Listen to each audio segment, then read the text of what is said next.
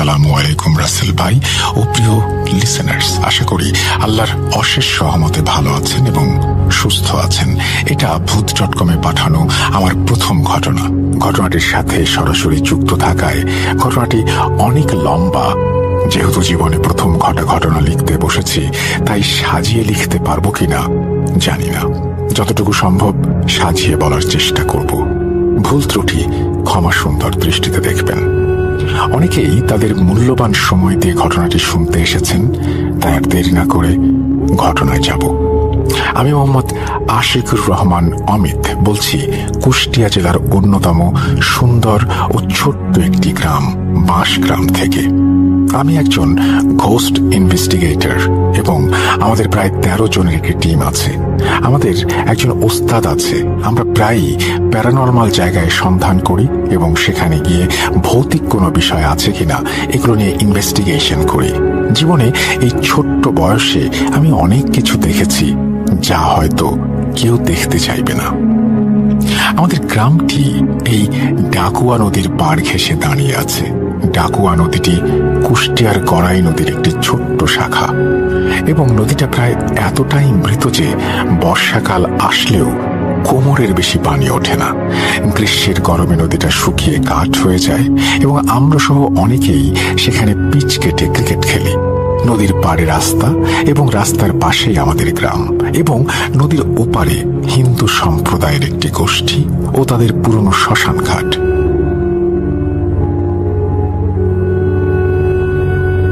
ঘটনার সূত্রপাত হয় 2024 সালের জুলাই মাসে। আমাদের গ্রামের একজন অটো চালক, তার নাম রহিম, তার একটি ছেলে ছিল, তার নাম রতন। বয়স আনুমানিক 7 থেকে 8 বছরের মতো হবে। একদিন বিকেলে ছেলেটি তার একটি ফুটবল নিয়ে খেলতে বের হয়। বাড়ির পাশে একটা খোলা জায়গায় যায় সে, যেখান থেকে নদীটা অনেকটাই দূরে। কিন্তু সন্ধ্যা গড়িয়ে রাত নেমে আসলেও ফিরে আসে না রতন। বাড়িতে না আসায় রতনের মা খুঁজতে বের হন তাকে, কিন্তু অনেক খোঁজাখুঁজির পরেও পাওয়া যায় না। খুঁজতে খুঁজতে রাত আরো গভীর হয়ে যায়। নদীতে তখন কোমর পানি। কিছুক্ষণের মধ্যেই পুরো গ্রামের লোকজন একত্রিত হয়ে খোঁজ করতে শুরু করে রতনের, কিন্তু কোথাও পাওয়া যাচ্ছে না তাকে। এমনকি নদীতেও খোঁজ নিয়ে কিছুই পাওয়া যায় না।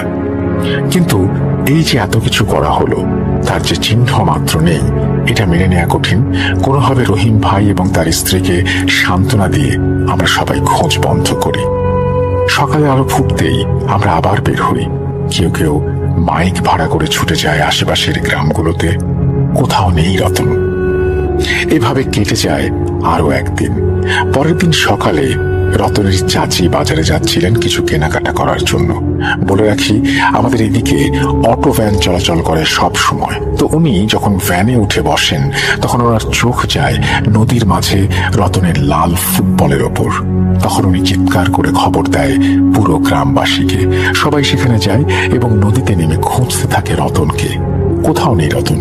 এমনকি পানি এতটাই স্বচ্ছ যে পানিতে মাথা ডোবালেও নিচের মাটি সহ সবকিছু স্পষ্ট দেখতে পাওয়া যায়। অনেক খোঁজাখুঁজির পর খবর দেওয়া হয় ফায়ার সার্ভিসে এবং পুলিশকে। খোঁজ চলতে থাকে পানিতে, কিন্তু কোথাও কোনো চিহ্ন নেই। এভাবে খোঁজ চলতে থাকায় প্রায় 2 দিন কেটে যায়, কিন্তু পাওয়া যায় না তাকে।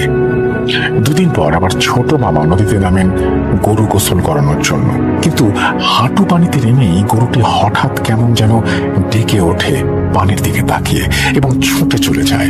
মামা গরুটিকে ধরতে চেষ্টা করলেও গরুটি দৌড় দিয়ে বাড়িতে চলে আসে।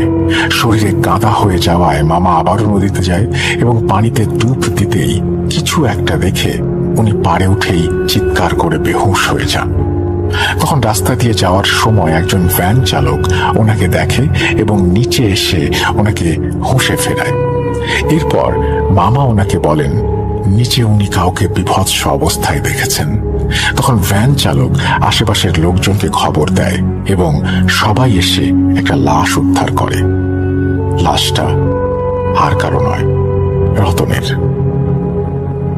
রতনকে এতটা বিভৎস অবস্থায় পাওয়া যায় যে তাকে যদি দুর্বল হৃদয়ের কোনো মানুষ দেখে সে সহ্য করতে পারবে না। লাশের বিবরণটা ছিল ওর হাত দুইটা আকাশের দিকে, যেমনটা মানুষ আত্মসমর্পণ করলে করে, এবং চোখ দুইটা বের হয়ে গেছে, সাথে ওর জিহ্বা অস্বাভাবিকভাবে বাইরে এসে পড়েছে। তারপর গ্রামের সবাই লাশটা ধরে নিয়ে আসে এবং দাফন কাজ সম্পন্ন করা হয়। কেটে যায় 1 মাস। নদীতে তখন পানি নেমে গেছে অনেকটা। একদিন আমাদের গ্রামের এক মেয়ে শান্তা একটি গামলায় করে কিছু কাপড় নিয়ে নদীতে যায় কাপড় ধুতে, কিন্তু অনেক সময় পার হয়ে গেলেও সে আর ফিরে আসে না।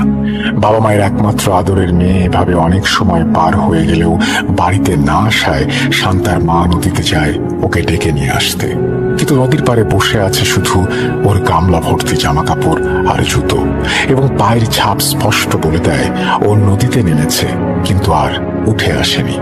ব্যাপারটা অল্প সময়ের মধ্যেই জানাজানি হলে সবাই নদীতে নামি আমরা, এবং টানা 4 দিন খোঁজ করার পরও আমরা ব্যর্থ হয়ে ফিরে আসি। সবার মাথায় তখন একটাই প্রশ্ন, এই হাঁটু পানিতে মেয়েটা যাবে কোথায়? মেয়ে হারানোর শোকে পাগলের মতো হয়ে যায় ওর বাবা মা, কিন্তু পাওয়া যায় না তাকে। চলে যায় আরো 5 মাস। বৃষ্টির মৌসুম চলে গেলে নদীর পানি নামতে শুরু করে এবং নদীর পানি শুকিয়ে ওপরের মাটি শক্ত হয়ে যায়। আমরা পিচ কাটার জন্য সবাই মিলে কোদাল ও কাস্তে নিয়ে চলে যাই সেখানে। আমরা প্রায় 20-25 জনের একটি টিম জঞ্জাল সাফ করে নিচে কাটার জন্য নদীর মাঝখানে একটা জায়গা নির্মাণ করি, পিচ কাটা শুরু করি। প্রথমে আমরা সিদ্ধান্ত নেই যে মাটি ওপর থেকে সরিয়ে সমান করে দিলেই হবে। আমাদের দলের একটা ছেলে রকি কোদাল হাতে নিয়ে পিচের কাজ শুরু করে এবং বাকিরা সবাই মাটি সরানোর কাজ করতে থাকে। যখন আমরা পিচের অর্ধেকটা সম্পন্ন করে ফেলেছি তখন রকি আমাদের সবাইকে ডাক দেয় এবং আমাদের রক্তের মতো কিছু একটা দেখায়। শক্ত মাটি, সেখান থেকে রক্ত বের হয়ে আসছে।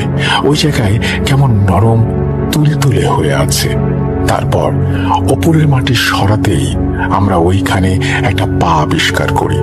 পরে আমরা পুলিশকে ফোন করলে সেখানে পুলিশ আসে এবং লাশ সংগ্রহ করে। তবে আশ্চর্যের বিষয় হলো এই লাশটাও আর কারো নয়, সেই শান্তার। আজ থেকে 5 বছর আগে এই নদীতে যে হারিয়ে গিয়েছিল।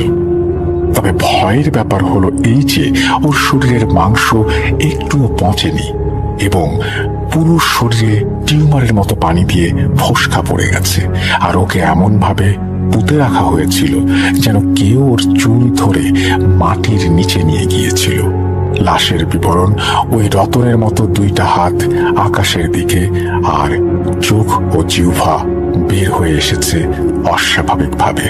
পুলিশ লাশটাকে নিয়ে চলে যায় এবং যাবতীয় কার্যকলাপ শেষ করে জানাজা পড়িয়ে লাশটিকে দাফন দেয়া হয়।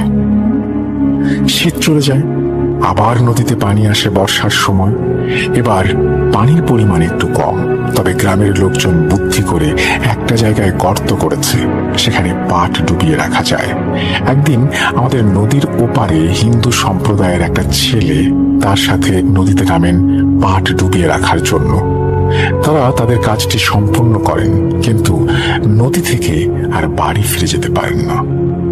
তবে এবার তাড়াতাড়ি তাদের লাশ পাওয়া যায় ওই পাট গাছের গাদার ভেতরে, সেখানেই তাদেরকে ডুবিয়ে রাখা হয়েছিল।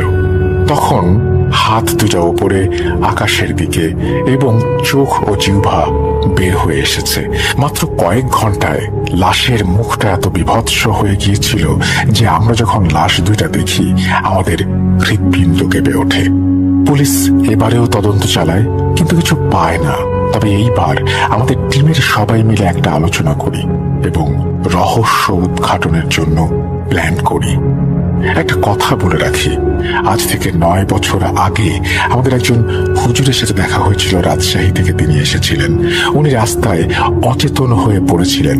আমরা ওনাকে নিয়ে স্থানীয় একটা প্রাইভেট হাসপাতালে ভর্তি করে দিই, ওনার চিকিৎসা করাই এবং সুস্থ হওয়ার পর উনি আমাদের সবাইকে একটি করে কাল রঙের পাথর দেন, যেটা আমরা সবাই আংটির মধ্যে সেট করে ব্যবহার করতাম।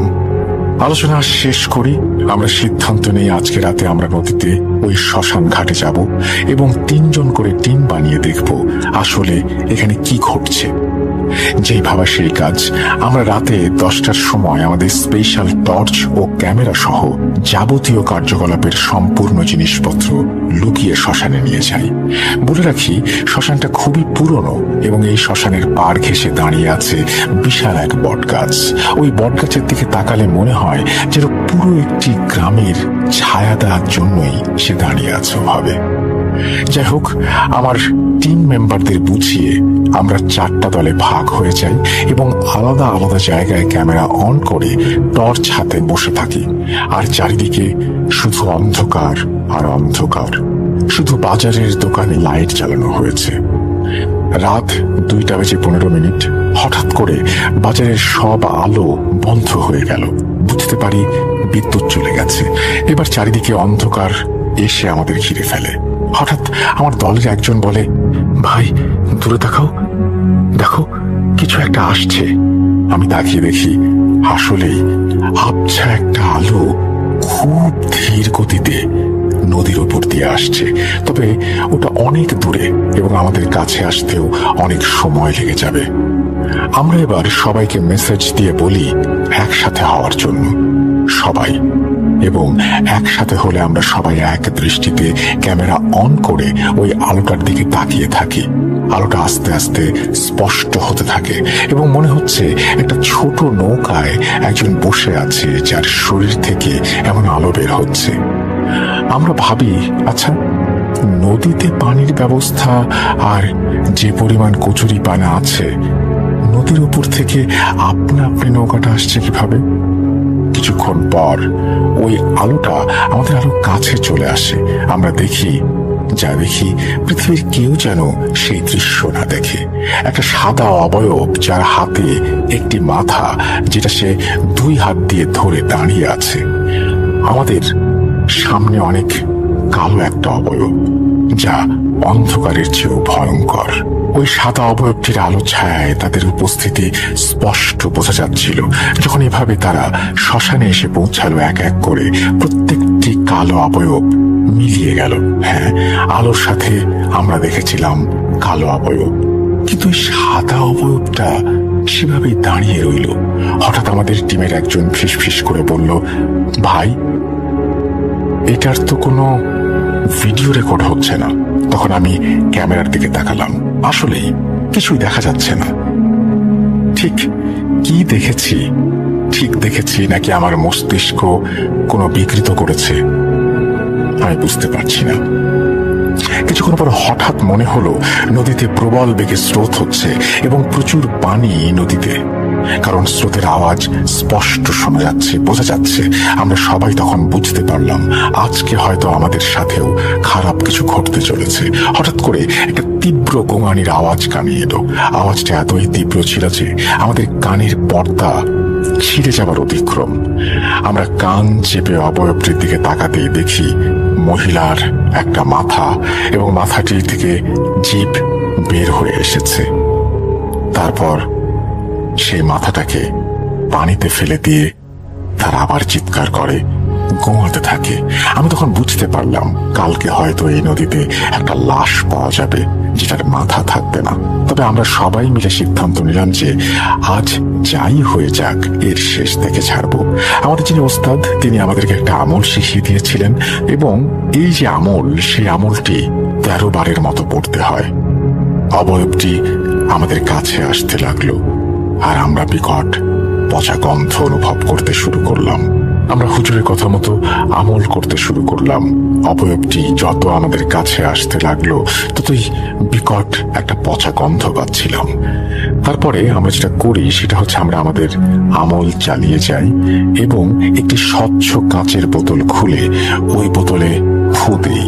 মুহূর্তেই স্বচ্ছ বোতলটি কালো ধোঁয়ায় ভরে যায় এবং আল্লাহর নাম নিয়ে আমাদের ওস্তাদের কাছে চলে গেলাম আমরা। ওস্তাদ আমাদের দেখে বললেন, কিরে শয়তানটাকে ভেতরে নিয়ে আয়। ভেতরে যেতেই ওস্তাদ ওই বোতলটা নিয়ে একটি লাল কাপড়ে মুড়ে আমাদের গ্রামের একটি কূপের মধ্যে ফেলে দিয়ে আসতে বলে। আলহামদুলিল্লাহ এখন আর নদীতে কোনো সমস্যা নেই। তবে এখন আর নদীতে কেউ নামে না।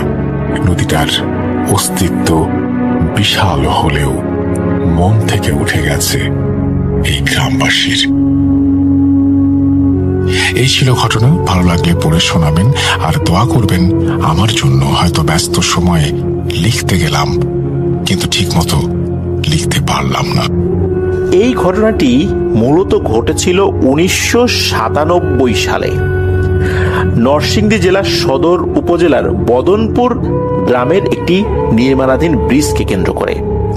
এই ব্রিজের ঠিকাদারি প্রতিষ্ঠান ছিল জাফর ব্রাদার্স। এই জাফর ব্রাদার্সের এমডি ছিলেন আলম সাহেব। আলম সাহেবের খুবই আস্থাভাজন এবং বিশ্বস্ত ব্যক্তি, যার নাম হচ্ছে মোস্তফা কামাল ভাই, যিনি এই মোহাম্মদ সাত্তার রতন ভাইয়ের বন্ধু। তাকে মূলত এই ব্রিজটার পাইলিং এর কাজগুলো দেখাশোনার দায়িত্ব দেওয়া হয়। সর্বোপরি সব দায়িত্বই দেওয়া হয়, শুরুতে তো পাইলিং করা হবে। তো মোস্তফা কামাল ভাই ঠিকঠাক মতো পাইলিং করছিলেন। পুরো পাইলিংটা হবে হচ্ছে মোট 24টা।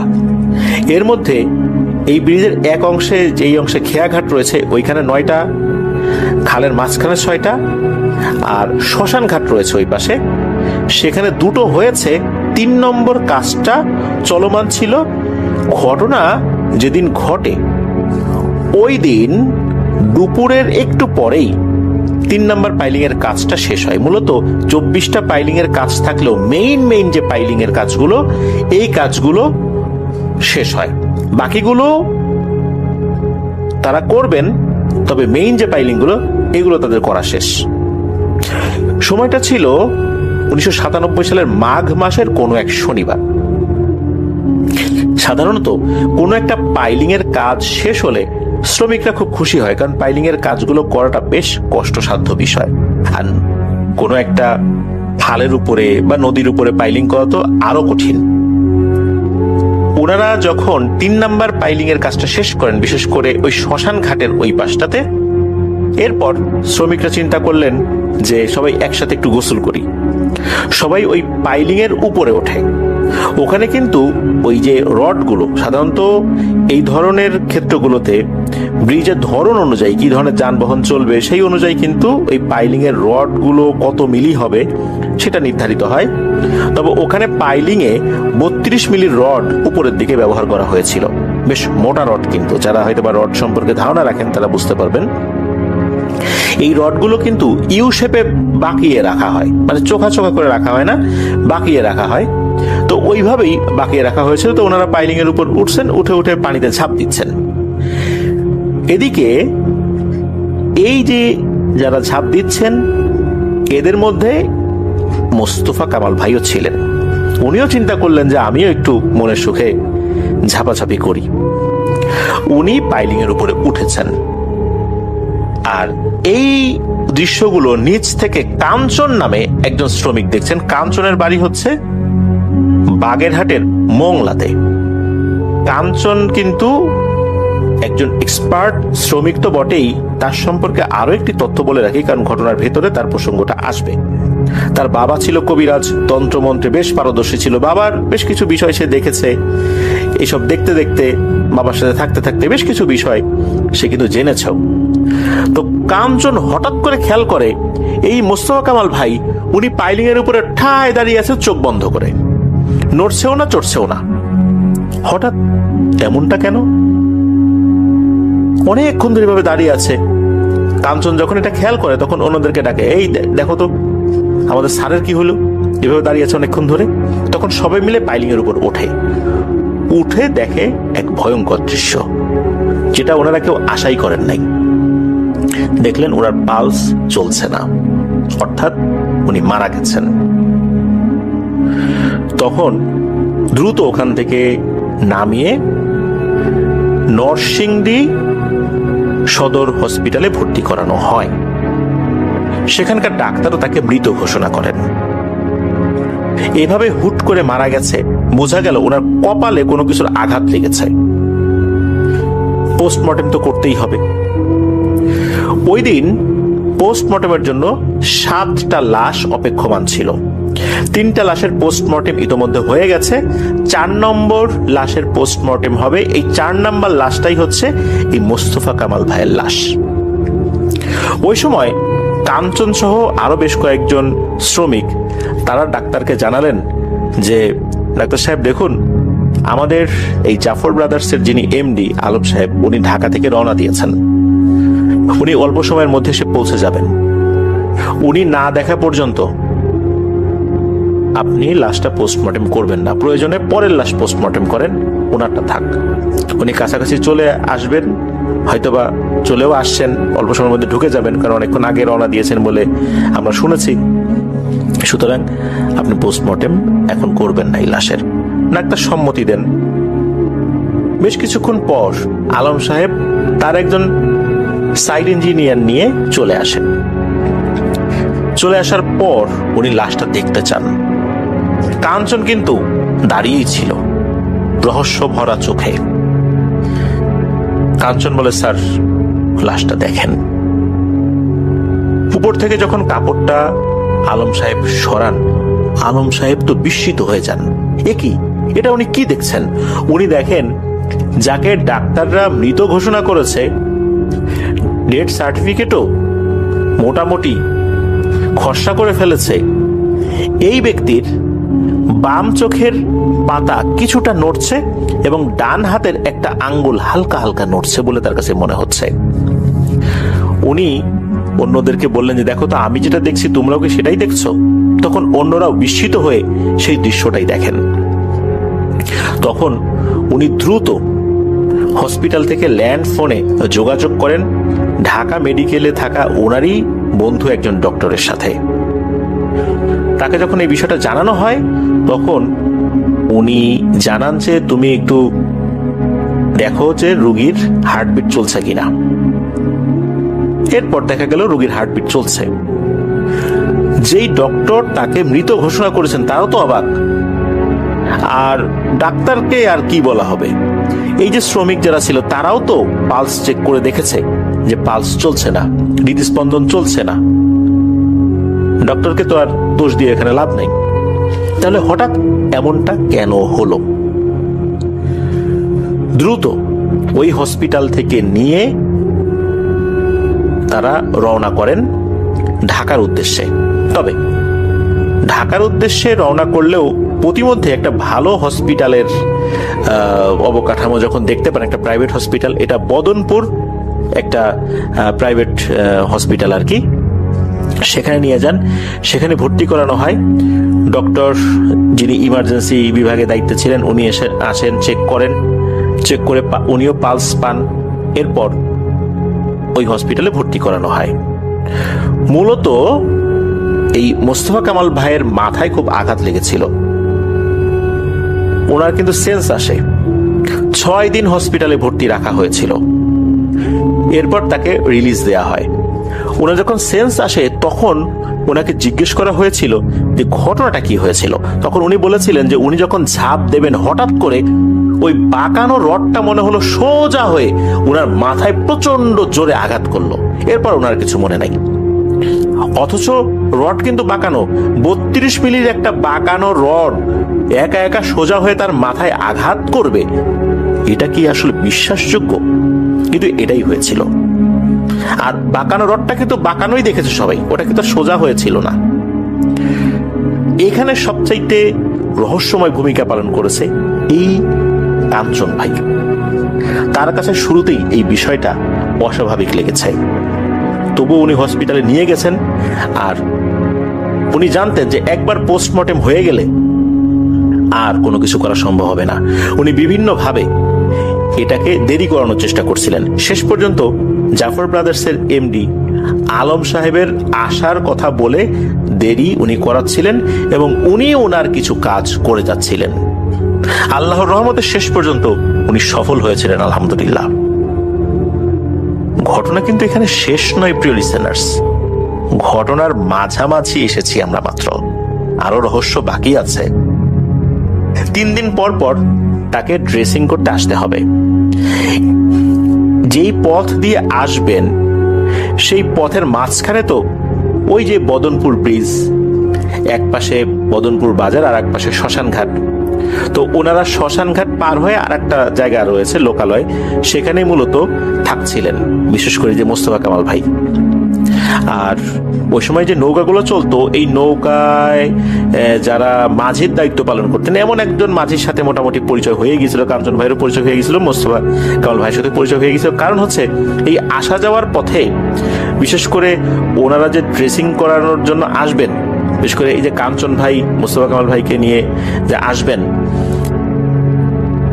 যেই নৌকায় আসবেন সেই মাঝিটা বেশ এক্সপার্ট একজন লোক, তার সাথে সম্পর্ক ভালো হয়ে গিয়েছিল। মাঝে মাঝে তো দেরি হয়ে যেত আসতে, কারণ হচ্ছে ওই জায়গাটা 1997 সালের প্রেক্ষাপটে এমন ছিল যে সন্ধ্যার পর ওদিক দিয়ে লোকজন চলাফেরা করতোই না। আশেপাশে যে মসজিদগুলো ছিল, এশার নামাজেও লোকজন খুবই কম আসতো। আর এশার নামাজ পড়া হয়ে গেলে রাস্তায় একটা কুকুর বিড়ালের দেখা পাওয়াটা মুশকিল হয়ে যেত। এই কারণে যেদিন ড্রেসিং করার জন্য আসতেন ওরা, 3 দিন পর পর আসতে হবে, ওই সময় মাঝিকে বলে রাখা হতো যে মাঝি ভাই আপনি কিন্তু কাছাকাছি থাকবেন, ডাকলেই চলে আসবেন, আপনি ঘুমায় যান না। মাঝির বাড়িটা অবশ্য কাছাকাছি ছিল, মানে জোরে যদি মদনপুর বাজারের এই সাইড থেকে ডাক দেওয়া হয়, উনি ওই শ্মশান ঘাটের ওই পাশে ওনার যে বাড়ি সেখান থেকে শুনবেন। এই জন্য খুব একটা চিন্তা এই মোস্তফা কামাল ভাই এবং এই কাঞ্চন ভাই কারোর মধ্যেই ছিল না। ওনারা 3 দিন পর পর যেতেন আসতেন। এর মধ্যে একটা ব্যাপার, সেটা হচ্ছে যে কাঞ্চন ভাই কিন্তু বাড়িতে যান নাই, অথচ দেখুন ওনার পরিণতি কি হওয়ার কথা ছিল। ওনার চলে যাওয়ার কথা ছিল কবরে। সেই মানুষ উনি বাড়িতেও যান নাই, হসপিটাল থেকে সুস্থ হয়ে আবার উনি কর্মস্থলে ফেরত এসেছেন। আল্লাহ যাকে বাঁচাতে চান তাকে কি কেউ মারতে পারে? নিশ্চয়ই না। আবার আল্লাহ যাকে মারতে চান তাকে কি কেউ বাঁচাতে পারে? নিশ্চয়ই না। যাই হোক, এই যে ড্রেসিং করাতে হবে বেশ কিছুদিন ধরে, 3 দিন পর পর, এবং 3 দিন পর পর কি অবস্থা এটাও ডক্টর বুঝবেন, যেহেতু বড় একটা বিপদ থেকে উনি ফেরত এসেছেন আল্লাহর রহমতে।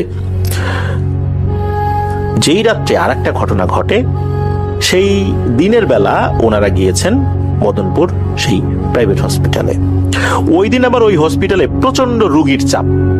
যেই ডক্টর ড্রেসিং করেন ওই ডক্টর বেশ ব্যস্ত ছিলেন, আর ওই ডক্টরকে ছাড়া মোস্তফা কামাল ভাই আর কাঞ্চন ভাই অন্য কাউকে ড্রেসিং করাবেনও না। যেহেতু বেশ কিছুদিন আসছেন, ডক্টরের সাথেও একটা ভালো সম্পর্ক হয়ে গিয়েছিল। ডক্টরও শুনেছেন যে উনি মানে মারাই গেছিলেন, মৃত অবস্থায় নিয়ে যাওয়া হয়, এরপরে এই ঘটনা। এই জন্য ওনার বিষয়ে ডক্টরেরও কিন্তু একটা আগ্রহ ছিল, যার কারণে ডক্টর বলছিলেন যে ঠিক আছে, আপনারা যেহেতু আমার কাছে যারা করাবেন না, একটু অপেক্ষা করেন, কিছু ইমার্জেন্সি রোগী আছে, এদেরকে দেখে তারপর ড্রেসিংটা করাই। যদিও ড্রেসিং করানো অল্প সময়ের কাজ, তারপরও এমন ইমার্জেন্সি কিছু রোগী ওই সময় আসছিল যে তাদেরকে রেখে ড্রেসিং করতে উনি আসলে যেতে পারছিলেন না। যাই হোক, সবকিছু করা হয়। এরপরে যে আবার আসবেন, তো এরপর ওনারা যখন আসছেন অনেক দেরি হয়ে যায়। আসলে মূলত যেই জায়গাতে এই হসপিটালটা ছিল, এই জায়গাটার নাম হচ্ছে হাসনাবাদ। মূলত বদনপুর থেকে এই হাসনাবাদের দূরত্ব প্রায় 22 থেকে 25 কিলোমিটার। ওইখানেই হসপিটালটা ছিল। তো এই বদনপুরে যখন ওনারা আবার আসছেন, অনেক রাত হয়ে গেছে, তখন তো রাত প্রায় 10:30। আর একটু আগে তো বললামই যে ওখানে সন্ধ্যার পরেই লোকজন পাওয়া মুশকিল হয়। যখন ওই বদনপুর বাজারে আসছেন, বাজারের পাহারার দায়িত্বে থাকা যিনি নাইট গার্ড আছেন, উনি বলছেন যে বাবারা তোমরা এখন কোথায় যাও? তখন ওরা বলেন যে আমরা তো এই যে ব্রিজের দায়িত্বে আছি। তখন বলে যে এত রাত্রেবেলা তোমরা এদিকে যাচ্ছ, পার হবা, শ্মশান ঘাটে যাবা, ওইদিকে আবার তোমরা ইসে যাবা, তোমাদের থাকার জায়গায় যাবা, এত রাত্রে যাইতে হবে না, তোমরা এখানেই থাকো, বসো, গল্প গুজব করি। আসলে রাত বাজে 10:30। রাত পার হতে তো তখনও অনেক দেরি, তখন তো শীতকাল চলছে, মাঘ মাসের কোন এক শনিবার ঘটনা ঘটছে, এরপর থেকে তো চলছে, তখন তো শীত। শীতকালে রাত পার করা ঠান্ডার মধ্যে, এটা কিন্তু চারটিখানি কথা না। আর শীতকালে রাতও তো অনেক বড় হয়। তখন এই কাঞ্চন ভাই বলছে যে না চাচা, আপনি চিন্তা করবেন না, আমাদের মাঝি আছে, মাঝিকে ডাক দিলে চলে আসবে। তখন এই যে যিনি নাইট গার্ড চাচা, উনি ইতস্তত বোধ করছিলেন। আসলে উনি যেতে দিতে চাইছিলেন না কোন একটা কারণে।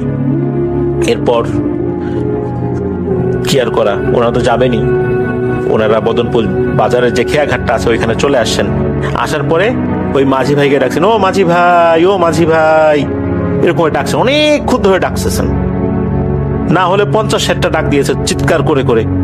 একবার মোস্তফা কামাল ভাই ডাক দেয়, একবার কাঞ্চন ভাই ডাক দেয়, এইভাবে ডাকাডাকি করছে। এখন এই যে ডাকাডাকি করছে, কোনো সারা শব্দ নাই, অথচ শীতকালে কিন্তু চতুর্দিকে একদম নিস্তব্ধ থাকে, কিন্তু কোনো সারা শব্দ পাওয়া যাচ্ছে না মাঝির, অথচ মাঝির ডাক কিন্তু শোনার কথা। এবং অনেকক্ষণ ডাকার পর হঠাৎ করে মনে হলো হালকা হালকা ছলাৎ ছলাৎ শব্দ ওনারা পাচ্ছেন। তখন ওনারা মনে করেন মনে হয় মাঝি নৌকা নিয়ে আসছে। হ্যাঁ, মাঝির ডিঙি নৌকাটা চলে আসছে। যখন এপারে এসে ভেড়ে, তখন দুজনই চমকে ওঠে, না রে, এই নৌকায় মাঝি কোথায়? মাঝি তো নাই, একা একাই কিভাবে এখানে চলে আসলো? তখন মোস্তফা কামাল ভাই কাঞ্চন ভাইকে বলছে যে, কাঞ্চন ভাই, এই নৌকাটা কিভাবে একা একা এখানে চলে আসলো? যদি ওই পাশ থেকে মাঝি ধাক্কা দিয়েও নৌকা এই পাশে দেয়, এটা তো পসিবল না। ধাক্কা দিলে এত দূর আসবে না নৌকা, আর যদি সে ধাক্কা দিবে ও পাশ থেকে তো কিছু বলবে, আর ধাক্কা দেওয়ার পর এটা যে একদম আমাদের কাছে এসেই ঠেকবে এটাও তো বলা যাবে না। ঘটনাটা কি? তখন এই যে কাঞ্চন ভাই, উনি বেশ রহস্যময় কণ্ঠে মোস্তফা কামাল ভাইকে বলেন যে, আপনি আমাকে ধরে থাকবেন, নৌকায় বৈঠা আছে, আমি নৌকাটা চালাবো, যা কিছুই হোক আপনি আমাকে ছাড়বেন না, আপনি ধরেই থাকবেন, আর কোনো কাজ নাই আপনার, বাকিটা ইনশাল্লাহ আমি দেখে নিচ্ছি। এরপর দুজনে নৌকায় ওঠেন, আর কাঞ্চন ভাই বৈঠা দিয়ে নৌকা চালানো শুরু করেছেন। এই পাশের খেয়াঘাট থেকে কিছুটা যখন এগিয়েছেন, এরপরে নৌকা আর আগায় না, নৌকা খালি চতুর্দিকে ঘোরে। নৌকায় বৈঠা দিলে কিন্তু অনেক সময় দেখা যাচ্ছে, বা বৈঠা দিয়ে চালানোর চেষ্টা করলে অনেক সময় নৌকার মাথা ঘুরতে থাকে একই জায়গায়, এমনটা হচ্ছে, নৌকার আগায় না। কাঞ্চন ভাই কিন্তু নৌকা চালানো এক্সপার্ট একজন মানুষ, উনি কোনোভাবেই নৌকাটা ওখান থেকে সরাতে পারছেন না, একই জায়গায় নৌকার মাথা ঘুরছে। এদিকে এই যে মোস্তফা কামাল ভাই, উনি চুপ করে আছেন, কারণ ওনাকে ওইটাই বলা হয়েছিল যে আপনি চুপ করে থাকবেন, কোনো কথা বলবেন না ওপারে না যাওয়া পর্যন্ত। উনি তো চুপ করে আছেন। এইভাবে কেটে যায় প্রায় 1.5 ঘন্টা। 1.5 ঘন্টা পর নৌকায় এসে এই পাশে লাগে, অথচ 5 মিনিটের পথ, 1.5 ঘন্টা লেগেছে। ওপারে নামার পর তখন মোস্তফা কামাল ভাই বলছে যে, ভাই ঘটনাটা কি হলো? এতটা সময় কি করলাম এখানে, এত সময় লাগলো কেন? তখন কাঞ্চন ভাই বলছে যে, এখান থেকে বাসায় গিয়ে বলি, এখন এটা না বলি। এ কথা শোনার পর মোস্তফা কামাল ভাই সায় দেন যে, হ্যাঁ ঠিক আছে, বাসায় গিয়ে শুনি। যাওয়ার পথেই তো মাঝির বাড়ি, ওনারা আগে মাঝির বাড়ি গেছেন। যাওয়ার পরে এই কাঞ্চন ভাই মাঝিকে ডাক দিয়েছেন, মাঝি তো এক ডাকি উত্তর নিছে। মাঝিকে বলছে, ও মাঝি ভাই, আপনাকে যে এতবার ডাক দিলাম আপনি শুনলেন না। মাঝি বলে, শুনি নাই, কে বলছে? আমি তো আপনাদের একটা ডাক শুনছি, আমি শুনলাম একবার ডাক দিলেন, কিন্তু এরপর আমি তো কোনো আর ডাক শুনলাম না। আমি চিন্তা করলাম মনের ভুল হলো নাকি, কারণ আমি তো আপনাদের অপেক্ষায় ছিলাম, যেহেতু অনেকক্ষণ ধরে আপনাদের ডাকের অপেক্ষায় ছিলাম, মনের ভুল হওয়াটাই স্বাভাবিক, কোনো একটা শব্দকে আপনাদের ডাক মনে করতে পারি। একবারই ডাক শুনেছি, এরপর কিন্তু আমি আর ডাক শুনি নাই। ভেবেছি যে আপনারা হয়তোবা আর আসবেন না, তবুও কিন্তু আমি জেগেই আছি, কিন্তু আপনাদের ডাক একটার পর আর শুনি নাই। মোস্তফা কামাল ভাই চমকে ওঠেন, কি বলেন আপনি? একটা ডাক শুনেছেন, আমরা 50-60টা ডাক দিয়েছি অনেকক্ষণ ধরে, আপনি অন্য ডাক শোনেনি নাই? মাঝি বলেন, না আমি শুনি নাই। তখন মোস্তফা কামাল ভাই বলেন যে, আপনার ডাক না শোনা, নৌকা একা একা চলে আসা, নৌকা একই জায়গায় ঘুরতে থাকা, কি রহস্য হতে পারে? এই কথা শোনার পর মাঝি আবার চমকে উঠছেন যে, তাই নাকি? বলেন কি, নৌকা একা একাই চলে গেছে, আপনারা সেই নৌকা নিয়ে পার হয়ে আসছেন, ঘটনা কি? ওই সময় কাঞ্চন ভাই বলতেছেন যে, আচ্ছা ঘটনা পরে বলবো না, এখন থাক, কিন্তু মাঝে আবার পিড়াপিড়ি শুরু করছে, না বলেন তো ভাই ঘটনাটা কি, আমি কেন একটা ডাক শুনলাম আর ডাক বলে কেন শুনলাম না। তখন মোস্তফা কামাল ভাইও তো বলতেছেন। এরপরে আর কাঞ্চন ভাই না করেন নাই, উনি বলতে থাকেন এক ভয়ঙ্কর ঘটনা। উনি বলতে থাকেন যে যখন এই মোস্তফা কামাল ভাই হঠাৎ করে আক্রান্ত হয়েছিলেন, ওই সময় তো বুঝতে পারেন নাই যে কেন ওভাবে দাঁড়িয়ে আছেন। তারপরে উনি কিছুটা বুঝতে পারেন যে মোস্তফা কামাল ভাইয়ের সাথে কোনো একটা ঘটনা ঘটেছে। এরপরে উনি ওনার মতো করে রুকিয়া করছিলেন, আস্তে আস্তে ডিলে করছিলেন যাতে করে ওনার পোস্টমর্টেমটা দেরি হয়। আল্লাহর অশেষ রহমতে ওনার হৃদস্পন্দন ফেরত আসে। উনি বুঝতে পারেন এখানে কোনো পিশাচ জিনের হস্তক্ষেপ রয়েছে, যার কারণেই এটা হয়েছে। আল্লাহর রহমতে ওই যাত্রায় মোস্তফা কামাল ভাই কিন্তু বেঁচে ফিরেছেন, আলহামদুলিল্লাহ। যখন এই নৌকা নিয়ে ওনারা পার হবেন, তখন নাকি হঠাৎ করেই ভয়ঙ্কর এক পিশাচ এসে সামনে দাঁড়ায়, ওই খালের মধ্যেই কাঞ্চন ভাইয়ের সামনে এসে বলে, কাঞ্চন, সব দোষ তোর, তোর কারণে আমি ওকে দিতে পারি নাই। ওকে তো আমি ওই সময় মেরে ফেলছিলাম, প্রায় ওকে তো আমি ওই সময় নিয়ে যাইতাম। ওর সাথে সাথে আমি হাসপাতাল পর্যন্ত গেছি, অনেক চেষ্টা করছি, তোর কারণে নিতে পারি নাই। ওর হার্টবিট ফেরত আসছে। এরপর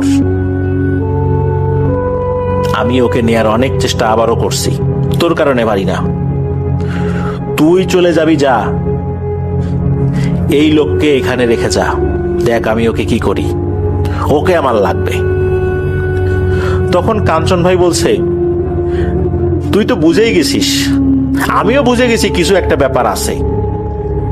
তুই ভাবলি কিভাবে যে আমি তোকে একে নিতে দেব আমার সামনে থেকে? মর্গ থেকে আল্লাহ ওকে ফেরত নিয়ে আসছে, আর তোর কাছে দিয়ে দেব এই চিন্তাও করিস না। ওদিকে পিশাচ বারবার বলছে, কাঞ্চন, বাড়াবাড়ি করিস না, তুই যাবি, যা, তোকে কিন্তু ছেড়ে দেব, একে আমি ছাড়বো না। এরপর নাকি কাঞ্চন ভাইয়ের সাথে অনেক বাদ বিতণ্ডা হচ্ছে। ওই পিশাচটা কাঞ্চন ভাইয়ের শরীরে আঁচড় দিচ্ছে। এই সমস্ত কথাবার্তা একটা শব্দও এই মোস্তফা কামাল ভাই শুনতে পাচ্ছে না। কাঞ্চন ভাই যে ওই পিশাচটার সাথে কথা বলছে, সে কিছুই শুনতে পাচ্ছে না। কাঞ্চন ভাইয়ের শরীরে আঁচড় দিচ্ছে, এটাও মোস্তফা কামাল ভাই দেখতেও পাচ্ছে না, শুনতে পাচ্ছে না। এত কিছু হয়ে যাচ্ছে, উনি কিছু শুনতে পাচ্ছে না। উনি শুধু দেখছেন যে নৌকা একই জায়গায় ঘুরছে। এসব কথা যখন কাঞ্চন ভাই বলেন মাঝিকে এবং মোস্তফা কামাল ভাইকে, মোস্তফা কামাল ভাই তো অবাক হয়ে যান যে এর ভিতরে এত কিছু ঘটে গেছে, তুমি আমাকে বলোও নাই। তখন কাঞ্চন ভাই আরো বলেন যে ওর সাথে যুদ্ধ করে এই নৌকাটা নিয়ে এই পাশে আসছি, ওই পিশাচটা এত সহজে ছাড়বে বলে মনে হচ্ছে না। যাই হোক, মাঝি বলে যে ভাই তাহলে আজকে রাত পর্যন্ত এখানেই আমার বাসায় একটু বসে যান, থেকে যান, সকালবেলা আপনাদের বাসায় যান। পথে আবার কোনো সমস্যা হয় কিনা, এখনো তো কিছুটা পথে হেঁটে যাবেন, পথে বাঁশঝাড় আছে, আম গাছ আছে, ওই জায়গাগুলো খুব একটা বেশি ভালো না। তখন কাঞ্চন ভাই বলে, ওইসব বলে লাভ নাই, এতটা পথ যেহেতু চলে আসছি, ওই পিশাচ ইনশাল্লাহ কিছুই করতে পারবে না, আল্লাহ ভরসা। এই বলে মাঝির বাসা থেকে বিদায় নিয়ে মোস্তফা কামাল ভাই আর কাঞ্চন ভাই রওনা দিয়েছেন। ওনারা যেখানে থাকেন সেখানে, সেই জায়গাটা খুব বেশি দূরে ছিল না, তো একটা বাঁশঝাড় আছে, বাঁশঝাড়টা ঠিকঠাক মতোই পার হন, কোনো ধরনের কোনো সমস্যা ছাড়াই। এরপরে দুটো আম গাছ রয়েছে, ওই আম গাছের কাছে যখন আসছেন, দেখেন ওই আম গাছের নিচে ওনারা হাঁটছেন, ওটা একটা জোড়া আম গাছ ছিল, ওই আম গাছের এরিয়াটা ওনারা ক্রস করতে পারছেন না। অথচ এই এরিয়াটা ক্রস করা সর্বোচ্চ 15 সেকেন্ড বা 20 সেকেন্ডই ধরি, বা হাইস্ট 30 সেকেন্ড হবে, এর বেশি কোনোভাবেই হবে না। কিন্তু ওনারা হাঁটছেন তো হাঁটছেন, এই আম গাছের এরিয়া ক্রস করতে পারছেন না, সামনে যেতে পারছেন না, পেছন দিকে আসতে পারছেন না, কি একটা অবস্থা। আর ওইদিকে আবার ছিল তুলা গাছ, ওই তুলা গাছ থেকে মনে হচ্ছে একটু একটু করে তুলা পড়ছে, সাদা সাদা তুলা মাটির উপরও পড়ছে। চাঁদের আলোতে দেখতে পাচ্ছিলেন মোস্তফা কামাল ভাই, কাঞ্চন ভাই দুজনই। কাঞ্চন ভাই কোন একটা রুকিয়া করে যখন পার হয়েছেন আম গাছের ওই এরিয়াটা, এরপর তুলা গাছের ওখানে যখন আসছেন, তখন প্রথমবারের মতো মোস্তফা কামাল ভাই অদ্ভুত কিছু দৃশ্য দেখেন। উনি দেখতে পান অসংখ্য ইঁদুর, বড় বড় ইঁদুর চতুর্দিক থেকে ওনাদেরকে ঘিরে ধরে আক্রমণ করতে আসছে। লক্ষ লক্ষ কোটি কোটি ইঁদুর কোথা থেকে যে আসছে, মাটি ফুঁড়ে বের হচ্ছে, বিভিন্ন জায়গা থেকে আসছে, গাছ থেকে নামছে। ইঁদুর চতুর্দিক থেকে ওনাদেরকে ঘিরে ফেলছে, আক্রমণ করবে। এমনকি এই যে তুলাগুলো উপর থেকে পড়ছে, উনি দেখছেন যে উপর থেকে ইঁদুর পড়ছে, অথচ কাঞ্চন ভাই উনি এটা দেখছেন না। উনি দেখছেন উপর থেকে তুলাই পড়ছে, আর শীতকালে গাছের পাতা কিন্তু শুকিয়ে যায়, পড়তে থাকে, ওইভাবে পাতা পড়ছে। আর এই জিনিসগুলো মোস্তফা কামাল ভাই দেখছেন উল্টোটা, অর্থাৎ উনি দেখছেন এগুলো হচ্ছে ইঁদুর, ভয়ঙ্কর ভয়ঙ্কর বড় বড় ইঁদুর, যেগুলো চোখগুলো খুব ভয়ঙ্কর। তো উনি যখন বলেন যে কাঞ্চন ভাই আমি তো এই জিনিসগুলো দেখছি বা দেখতেছি, তখন কাঞ্চন ভাই বুঝতে পারেন যে এখানে আরেকটা ভয়ঙ্কর ঘটনা ঘটবে। উনি আবার রুকিয়া করতে থাকেন। আল্লাহর রহমতে ওটাও পার হয়ে ওনারা ঠিকঠাক মতো বাসায় চলে আসেন। এরপরে টানা বেশ কয়েকদিন মোস্তফা কামাল ভাইয়ের জ্বর ছিল। এরপর উনি ঠিকঠাক হয়ে যান আল্লাহর অশেষ রহমতে। ব্রিজের কাজও ঠিকঠাক মতো শেষ হয়, তারা যে যার গন্তব্যে ফেরত আসেন। আর ওই যে পিশাচ যে জিনটা, এইটা মূলত এই ব্রিজের পাইলিং করার সময় মোস্তফা কামাল ভাইয়ের দিকে নজর দিয়েছিল, তাকে বলি হিসাবে নিতে চেয়েছিল। শেষ পর্যন্ত পারে নাই, আল্লাহর অশেষ রহমতে ওনার হার্টবিট ফেরত আসছিল। আর এই পুরো সময়টাতে যিনি খুব ভালো একটা ভূমিকা পালন করেছিলেন, তিনি ওই কাজটার একজন শ্রমিক ছিলেন, যার নাম কাঞ্চন। আল্লাহ আসলে কাকে আমাদেরকে ওসিলা করে পাঠাবেন আমরা কেউ জানি না। আল্লাহ ওসিলা ছাড়াও আমাদেরকে বাঁচাতে পারেন, কখনো ওসিলা দিয়ে বাঁচাতে পারেন। এমন একটা ঘটনা যেখানে একটা মানুষ মর্গে চলে গেছে, একটু পরে তার পোস্টমর্টেম হবে, সেই মানুষ হার্টবিট ফেরত পেয়ে সুস্থ হয়ে যায়। এটা আল্লাহর অশেষ রহমত ছাড়া কি আর কিছু? ওই পিশাচটা শেষ পর্যন্ত তার হার্টবিটটা বন্ধ করে রাখতে পারেনি, একটা পর্যায়ে এসে সেটা চালু হয়ে যায়। আর মূলত মোস্তফা কামাল ভাইকে বলি হিসাবে সে নিতে চেয়েছিল। ব্রিজের কাজগুলো চলাকালে অনেক সময় আমরা দেখি অনেকেই বিনা কারণে মারা যান, দুর্ঘটনা ঘটে। এই ধরনের ব্রিজগুলো তৈরির ক্ষেত্রে দুর্ঘটনা যদি ঘটে, বুঝতে হবে এখানে কোনো প্যারানরমাল বিষয়ের হস্তক্ষেপ রয়েছে। যদিও বা দুর্ঘটনা এটা আপাতত দৃষ্টিতে নিছক দুর্ঘটনা বলেই মনে হতে পারে, কিন্তু আসলেই কি তাই? মোস্তফা কামাল ভাই কিন্তু এখন দিব্যি ভালো আছেন, আলহামদুলিল্লাহ। আল্লাহ তাআলা তাকে আরো দীর্ঘায়ু দান করুন।